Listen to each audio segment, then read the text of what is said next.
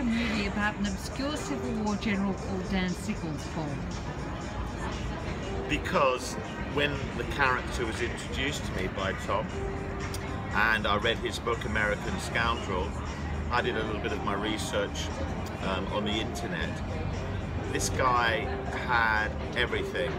It was a guy, to me, that was the archetypal cad, womanizer, corporate manipulator, government schemer, a gentry, a thug, a person that was the confidant to up to 14 US presidents.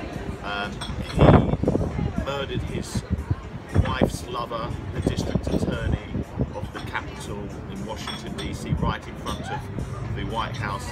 He got away with murder using the first temporary insanity plea in a trial that can be likened to the 19th century O.J. Simpson trial. He had everything, he lost everything, he manipulated everybody, but in a way he was also a likable character. He had a good heart as well. It's an unbelievable role for an actor to take on, and makes an unbelievable biopic, and it just attracted me to a story that something like this could have happened in the 19th century, at a time where women were there to serve their husbands, and it showed the difference in society then as it has now become today in the 21st century. Tom Keneally, you wrote the novel American Scoundrel. What makes you think it'll translate well to the screen? Well, there's a wonderful woman in it too. Dan Sickles, congressman, murders the district attorney in front of the White House, in front of people.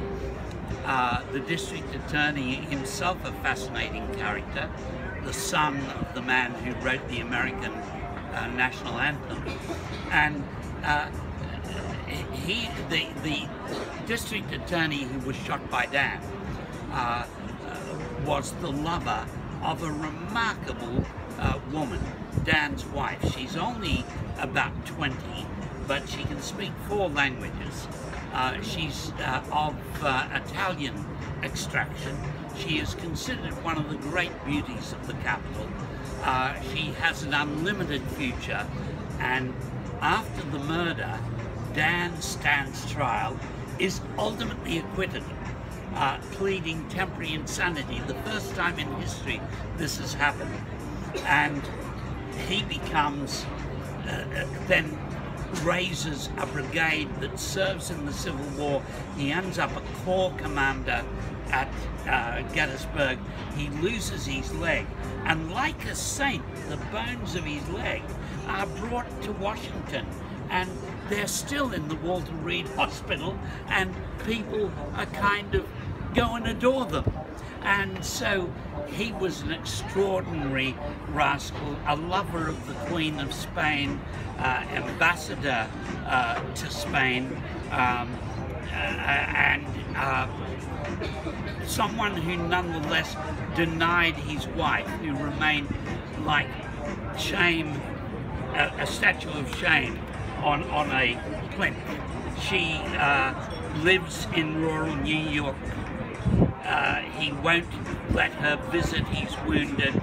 He never lets her come to the front, and post-war he never travels with her.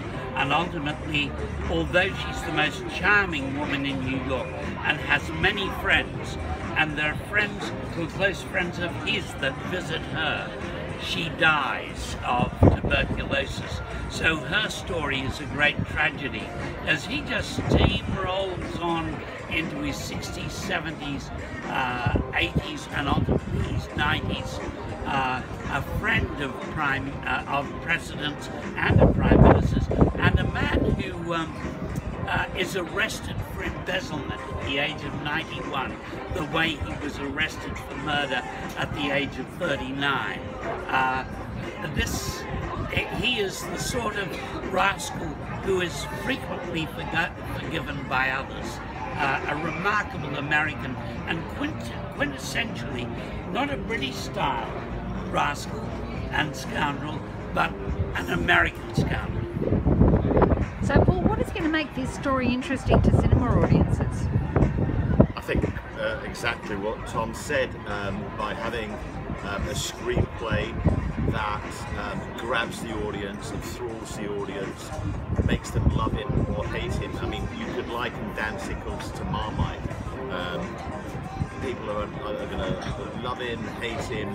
I mean, he is the 19th century James Bond to a certain extent, isn't he, Tom? And he's got the ambiguity of Schindler. People love him or hate him. I mean, he did a lot of good as well. He exposed the corrupt railroad. He got shareholders their money back. But he dipped into funds, and you know, he had a way with women. He messed around with madams and prostitutes.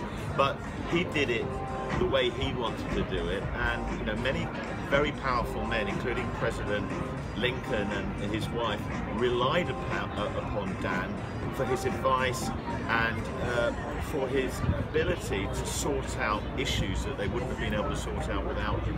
So he became an invaluable person to these powerful men, and the longevity of his life and the different things that he achieved just make it a fascinating screenplay. Building Central Park. Building Central Park, shunning Queen Victoria, trying to buy Cuba on behalf of the Americans from the Spanish, and so on and so forth. And being a hero in the war, when many people would argue in internet websites that he was responsible for the deaths of 12,000 men, he seemed to come out smelling of roses every time something went wrong. Yes. He's both the Zelig of the 19th century, but he's an actor as well as being. Zelig was a fellow who was always a spectator.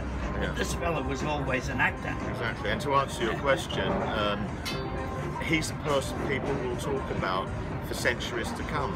And what we're doing is we're bringing it to the big screen, and of course expecting it to be a hugely successful movie, a long movie because he had a long life. So it's again going to be another epic movie, a massive biopic, and I think could be hugely successful, and one that's going to attract the best actors. It's a wonderful role for a top actor. There aren't as many people as ambiguous, as flamboyant, as clever, and at the same time as thuggish as this guy. Thank you very much, both of you. Thank you. Thank you. Now,